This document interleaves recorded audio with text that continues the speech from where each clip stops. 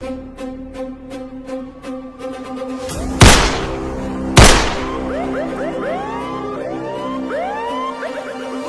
আজকে এসএসসির রেজাল্ট দিছে না?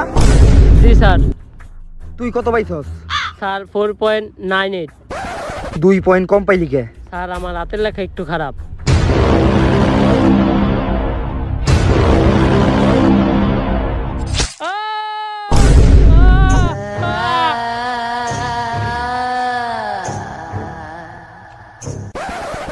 তোর পয়েন্ট কত? 4.99।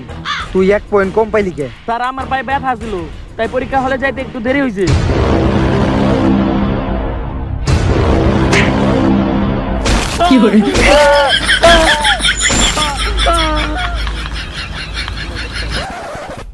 তোর রেজাল্ট কি?